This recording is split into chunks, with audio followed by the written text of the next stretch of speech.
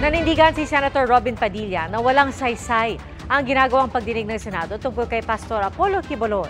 Sa privilege speech kanina, sinabi ni Padilla na may sarili na kasing investigasyon ng DOJ tungkol sa mga alegasyon sa pastor. Isa si Padilla sa 4 na pumirma para mabaliktad ang contempt order laban kay Quiboloy. Samantala, sinabi ni Senate Committee on Women, Children, Family Relations and Gender Equality Chair Risa Ontiveros na ang contempt order laban kay Quiboloy ay may basihan sa patakaran ng Senado o patakaran ng Senado matapos siyang hindi sumipot ng 2 beses sa imbitasyon ng komite. May president po sa mga ruling ng Korte Suprema at maging na po sa mga dating idinaos na mga pagdinig ng mga komite, maging ng Senate Blue Ribbon Committee dito sa Senado na nagpatuloy kahit po meron na pong tumatakbong mga kaso sa korte. Ang akusasyon po laban kay Pastor ay nasa bakuran na ng kagawaran ng hustisya na kanilang isilasampa sa naaayong korte. Hindi na po magkakaroon ng saysay ang ating pagdinig sapagkat nasa kamay na po ito ng hudikatura. Naglabas naman ng pahayag si Pastor Apollo Quiboloy na hindi siya harap sa Kongreso dahil hindi umano patas ang laban. Hinamon din niya ang mga mambabatas ng debate pero sa isang kondisyon. Saksi si Ma'am Gonzales. Nagpadala na ng sulat si Kingdom of Jesus Christ founder Pastor Apollo Quiboloy. Hindi pa rin daw niya sisiputin ang pagdinig ng Kamara bukas. Kaugnay ito ng investigasyon ng House Committee on Legislative Franchises sa paglabag umano sa prangkisa ng TV network na SMNI kung saan honorary chairman si Quiboloy. Ayon kay Deputy Speaker at Quezon Representative JJ Suarez, importante ang pagdalo ni Quiboloy sa pagdinig dahil naniniwala silang makakatulong ito sa pagpapasya ng komite. Alam mo itong SMNI, tuwing lumalabas po sila, ang parati nilang ipinagmamalaki yung katotohanan, yung tama. So kung totoong katotohanan na tama lang, di pumunta po kayo dito at i-share nyo po kung ano ba talaga yung panig ninyo. Diba? Bakit po kayo natatakot? Bakit kayo nagtatago? Sa harap ni dating Pangulong Rodrigo Duterte at ng ilang vlogger kagabi, sinabi ni Quiboloy na hindi siya haharap sa Kongreso kung saan hindi umano patas ang laban dahil pwede siyang ipakontempt at ipakulong ng mga mambabatas. Hamon ni Quiboloy sa mga mambabatas, magdebate sila kahit anong issue pero sa labas ng Kongreso. Sa ngayon, ipinakontempt at pinaaresto na ng Senate Committee on Women and Children si Quiboloy dahil sa makailang ulit na pang-iisnab ni Quiboloy sa pagdinig doon. Pero binigyan ni Senate President Mig Subiri ng hanggang bukas ang mga senador na nagnanais baligtarin ito sa pamamagitan ng pagkalap ng 8 pirma. Sa ngayon, 4 pa lang ang nakapirma. Para sa GMA Integrated News, ako si Mav Gonzales, ang inyong saksi. Bukas magsisimula ang Ramadan para sa mga Muslim sa iba't ibang panig ng Pilipinas. At kasabay nito ang paggunita sa iba pang bahagi ng mundo, kabilang ang Gaza kung saan mahigit 31,000 na ang patay sa gera. Ating saksihan. May paputok, pailaw at pa-sound system pa. Sa unang tingin, tila walang gera sa paligid nila. Pero ang videong ito noong Sabado kuha sa mga tent sa Rafah, Gaza kung saan lumikas ang ilang residente dahil sa mahigit 5 buwan ng bakbakan ng Israel at Hamas. Kinabukasan, 1 ang patay at 3 ang sugatan matapos tamaan ng umano'y Israeli airstrike ang isang sasakyan sa Rafah. 10 pa ang patay sa artillery shelling sa tent camp sa Khan Yunis. Sa videong ito mula sa Palestinian Civil Defense, kita ang pag-rescue sa isang lalaking natrap sa gumuhong gusali kung saan 9 na iba pa ang nasawi. Mahigit 31,000 na ang patay mula nang magsimula ang opensiba ng Israel na sumiklab dahil sa pag-atake ng Hamas na ikinamatay naman ng mahigit 1,000 sa Israel noong October 7. Kung hindi bomba, kawalan ng pagkain ng banta sa buhay ng maraming taga-Gaza. 23 bata ang patay sa malnutrition at dehydration ayon sa Gaza Health Ministry. I wish to express a special message of solidarity and support to all those suffering from the horrors of Gaza. In these trying times, the spirit of Ramadan is a beacon of hope, a reminder of our shared humanity. Sa gitna ng mga babala na posibleng umabot na sa famine o taggutom ang nangyayari sa Gaza, mula sa ere na ibinabagsak ng ilang bansa gaya ng Amerika, Jordan, France, Belgium, UAE at Egypt ang ayudang pagkain at iba pang pangangailangan. Nagpadala na rin ang barko ang Amerika na may kargang supplies para magtayo ng pier para sa humanitarian assistance. Dati nang nagbabala si US President Joe Biden sa Israel na huwag magsasagawa ng major offensive sa Rafah sa Gaza hanggat walang planong mass evacuation para sa mga sibilyan. Pero giit ni Israeli Prime Minister Benjamin Netanyahu sa isang panayam, susi ang Rafah para masupil ang Hamas. Kung ititigil ang opensiba, hahayaan lang daw nito ang Hamas na makabawi. Sa Red Sea naman, pinabagsak ng United Kingdom ang mga drone ng grupong Houthi mula sa Yemen.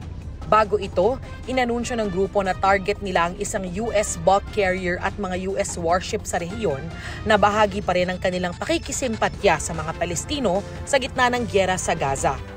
Isa sa mga tinamaan ng missile ng mga Houthi kamakailan ng barkong True Confidence sa Gulf of Aden, kung saan 2 Pinoy ang nasawi. Hindi pa rin nare-recover ang kanilang bangkay. Ayon sa Department of Migrant Workers, tinutuon na ang barko patungong Oman. Bukas, magbabalik Pilipinas ang 11 Pinoy na kasamahan nila. Nananatili naman sa ospital ang 2 sa mga nasugatang Pinoy na stable ang lagay at uuwi oras na ma-certify na fit to travel. Nagbigay na ng tigwa $1,000 as financial assistance. Meron pandagdag na financial assistance pagdating yan dito galing OWA, no? DMW OWA. Para sa GMA Integrated News, Darlene Kai ang inyong saksi. Nabali ang poste ng kuryente sa lakas po ng pagkakasalpok ng isang SUV sa Camarines Norte. Naipit naman ang driver ng isang bus na sumalpok sa truck sa Camarines Sur. Ating saksiyan. Pahirapan ang rescue operation sa driver na naipit sa minamaneho niyang pampasaherong bus matapos itong sumalpok sa nakaparadang truck sa Lupi, Camarines Sur. Halos 3 oras ang lumipas bago tuluyang mailabas ang driver. Dinala agad ang driver at siyang nasugatang pasahero sa ospital. Iniimbisigahan din ng mga otoridad ang may-ari ng truck na ilang araw na raw na nakaparada sa lugar matapos masiraan. Sinagot ng bus company ang pagpapagamot ng mga biktima. Hinihintay rin ng pulisya kung magsasampa ng kaso ang mga biktima. Hagip naman sa CCTV ang pagsalpok ng SUV sa lumang poste sa Labo, Camarines Norte. Sa lakas ng pagkakabangga, naputol at bumagsak ang poste. Nakaligtas naman ang driver. Nahuli cam din ang salpukan ng motorsiklo at kotse sa kahabaan ng National Road sa Batangas City. Sa lakas ng impact, tumilapon pa ang rider. Yung kotse ay kumain ng linya at may posibilidad na pwede siyang napaidlip, kaya siya nag-swerve doon sa opposite lane niya. Mabilis ang takbo nila dahil kung makikita, yung motorsiklo after ng collision ay bumalik sa kanyang pinanggalingan. Isinugod sa ospital ang rider pero idineklara siyang dead on arrival. Sugatan naman ang driver ng kotse. Sinisika pa ng GMA Regional TV Balitang Southern Tagalog na makuhanan ng pahayag ang mga kaanak ng driver ng kotse at rider pero nag-usap na raw ang 2 kampo. Sa kuha naman ng CCTV na ito, makikita ang pagdausdos ng isang motorsiklo sa Mangaldan, Pangasinan. Humandusay pa sa kalsada ang 16 anyos na rider na namatay sa disgrasya. Batay sa investigasyon, nag-overtake ang biktima sa tricycle at nang masagi ito ay nawalan siya ng kontrol at tumama sa poste ng kuryente. Para sa GMA Integrated News, ako si Dan at tingkong ko ang inyong saksi. Pinabalangkas na ng MMDA ang implementing rules and regulations para sa ban sa mga tricycle, e-trike at e-bike sa mga national roads sa Metro Manila. Ipatutupad yan simula April 15. Saksi, si Joseph Moro. Nag-i-implement ang Quezon City ng mga bike lane program niya, di ba? Okay. Hindi naman namin hinarang yan. May objection ba kami dyan? Pero di ba po kasama siya sa listahan?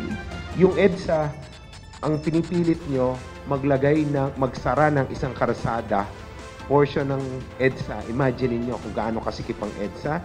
Bagyang nagkainitan sa konsultasyon ng Metro Manila Development Authority o MMDA, kaugnay ng ban sa mga e-trike, e-bike at tricycle sa mga national road. Pinabalangkas na ng MMDA ang Implementing Rules and Regulation o IRR sa pagpapatupad ng ban. Pero hiling ng grupo ng mga commuter, huwag muna yang ipatupad. Bukod sa wala umunong naunang konsultasyon sa ban, tila labag daw ang ban sa Electric Vehicle Industry Development Act o EVIDA Law na nagpo-promote ng paggamit ng mga e-vehicles. It's really resisting the shift that our current development plans and policies are aiming to see. Bakit daw ang mga e-bikes at e-trikes ang pinagdidiskitahan at sinasabing hindi ligtas? Sa datos ng MMDA, parami ang mga e-bike na sangkot sa aksidente. Triple ng bilang noong 2019 ang bilang noong isang taon. Pero giit ng grupo, mas marami pa rin ang ibang sasakyan.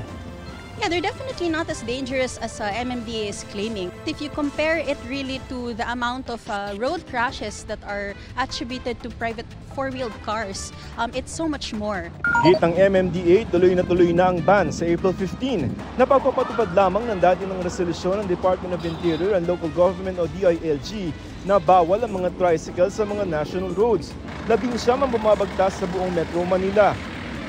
Hindi sila pinagbabawalan na lumabas. It's just that may mga certain roads na hindi talaga sila nararapat. Imagine mo, ang takbo lang nila maximum 25 kilometers an hour. May tumatakbo dyan 60, 80. Paano kung hindi sila mapansin? Kapag ipinatupad na sa April 15 yung ban sa mga light electric vehicles katulad ng mga e-trikes at mga e-bikes, pagmumultahin ng 2,500 pesos ang sino man na mahuhuli na dumadaan sa mga national roads. Pwede rin hatakin o i-impound ang inyong mga sasakyan. Pero tanong ng ilang mga e-bike enthusiasts, paano sa national roads na may bike lane katulad sa EDSA? It should be treated the same. May technology lang tong pedal assist bicycle. Sana makalabas sila ng follow-up statement or clarification na nakakategorize mabuti.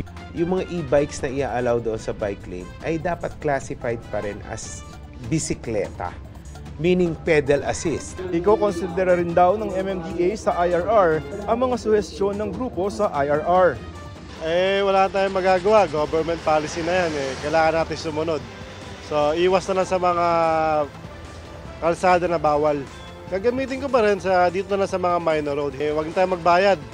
Problema pa yun. Para sa GMA Integrated News, ako si Joseph Morong, ang inyong saksi.